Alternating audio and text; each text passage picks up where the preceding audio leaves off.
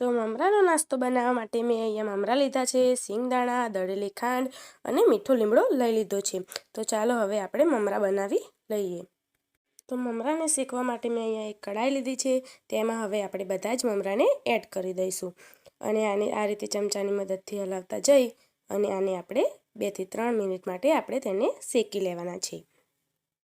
આપણે મમરાને હલાવવાનું બંધ નથી કરવાનું, નહીં તો તે કઢાઈમાં ચોંટી જશે અને તે બળી જશે એટલા માટે। તો આ રીતે આપણે તેને હલાવતા જઈ અને તેને સારી રીતે શેકી લેવાના છે અને મમરાને શેકતી વખતે આપણે ગેસની ફ્લેમ લો જ રાખવાની છે। તો હું તમને મમરો ચેક કરીને બતાવું તો તે આસાનીથી તૂટી જાય છે। તો હવે મમરા વઘારવા માટે મેં તે જ કઢાઈમાં આપણે થોડું તેલ લઈ લઈશું। તો તેલ આપણે લઈ લીધું છે। તમે જોઈ શકો છો દોસ્તો કે મેં અહીંયા તેલ લઈ લીધું છે અને તેલ આપણું થોડું ગરમ થઈ જાય એટલે આપણે હવે તેમાં થોડી રાઈ નાખીશું અને રાઈને સારી રીતે આપણે ફૂટવા દઈશું। તો રાઈ આપણે સારી રીતે ગરમ થઈ જાય છે, તમે જોઈ શકો છો। તો હવે આપણે આને સારી રીતે ફૂટવા દઈશું। તો દોસ્તો રાઈ આપણી સારી રીતે ફૂટી ગઈ છે, તમે જોઈ શકો છો। તો હવે આપણે સિંગના દાણા જે રાખ્યા છે તે આપણે તેમાં એડ કરી દઈશું। તો હવે મેં એમાં સિંગના દાણા એડ કરી દીધા છે। તો હવે આપણે તેમાં મીઠો લીમડો એડ કરી દઈશું અને થોડી હિંગ આપણે તેમાં એડ કરી દઈશું।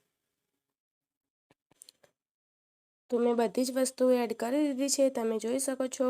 તો આને આપણે સારી રીતે મિક્સ કરી દઈશું અને આપણે સિંગદાણાને 2 થી 3 મિનિટ માટે આપણે તેને શેકાવા દઈશું, નહીં તો આપણા સિંગદાણા કાચા રહી જશે એટલા માટે।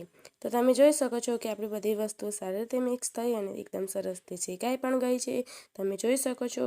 તો હવે આપણા મમરાનો એકદમ સરસ કલર આવે એટલા માટે હવે આપણે તેમાં થોડી અડધી ચમચી જેટલી હળદરને આપણે એડ કરીશું અને હવે આ બધી જ વસ્તુને સારી રીતે મિક્સ કરી દઈશું।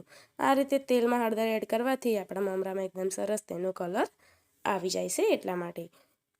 તો બધી વસ્તુ આપણી સારી રીતે મિક્સ થઈ ગઈ છે। તો હવે આપણે તૈયાર કરીને રાખેલા મમરા છે તે આપણે તેમાં એડ કરી દઈશું અને મમરાને મસાલા સાથે સારી રીતે આપણે મિક્સ કરી દઈશું। તો તમે જોઈ શકો છો દોસ્તો કે મેં બધા જ મમરા એડ કરી દીધા છે અને તેને સારી રીતે આપણે આ રીતે મિક્સ કરી લેવાના છે। મમરા સારી રીતે મિક્સ થઈ ગયા છે, તમે જોઈ શકો છો દોસ્તો। તો કે આપણા મમરાનો કલર એકદમ સરસ થોડો યલો થઈ ગયો છે।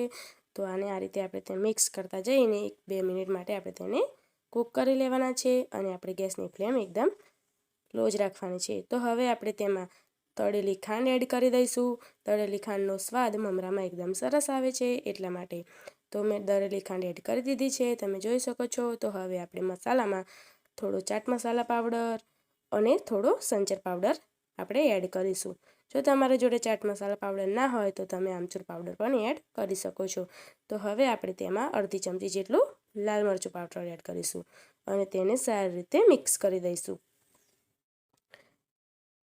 તો તમે જોઈ શકો છો દોસ્તો કે મેં બધી વસ્તુ એડ કરી અને તેને આ રીતે સારી રીતે મિક્સ કરી દીધી છે, તમે જોઈ શકો છો।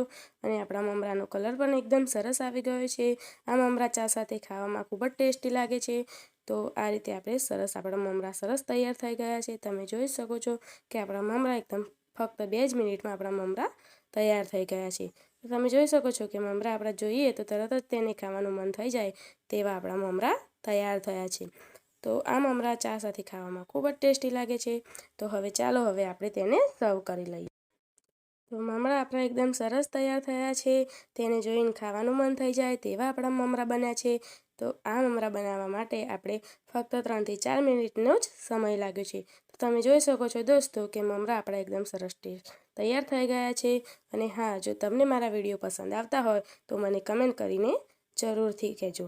તો હવે આપણે ફરી મળીશું નેક્સ્ટ વિડીયોમાં।